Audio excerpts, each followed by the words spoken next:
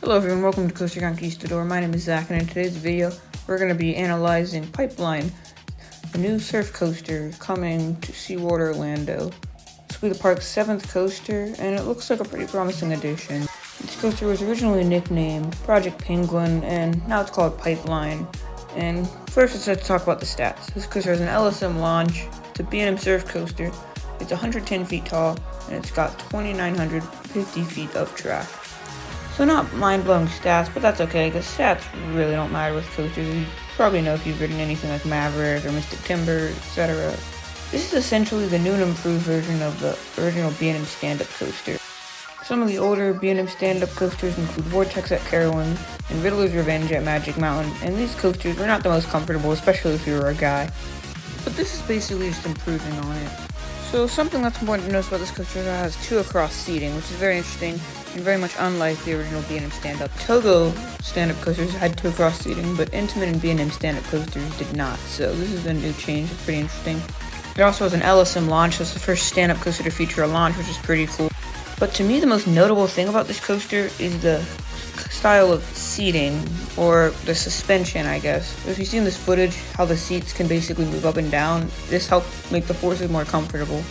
One of the biggest problems with the original stand-up coasters is that they're very intense and forceful, and all the positive G's were distributed to the rider's legs. This turned your legs to jelly, and it was very uncomfortable. These kinds of seats, though, or I guess stand-ups, I don't know, never mind. But these are much more comfortable than the original 4 across seats with bulky horse collars. So as for the coaster's layout, it'll obviously begin with an LSM launch, but it'll feature an overbank turn, a 0G roll, an airtime hill, some helices. It'll just be an interesting layout.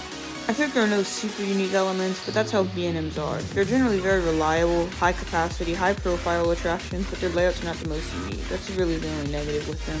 Because it's a stand-up launch coaster, I do think it will pull some decent forces, but I don't think it'll be the most intense coaster, given that it's a modern B&M.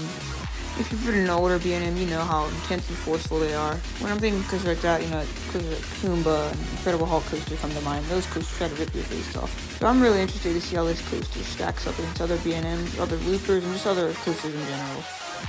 I do think this is a pretty good addition for the park. SeaWorld works with B&M quite a bit, especially at SeaWorld Orlando. They already have Mako, Kraken, and Manto, which are all, of course, made by B&M.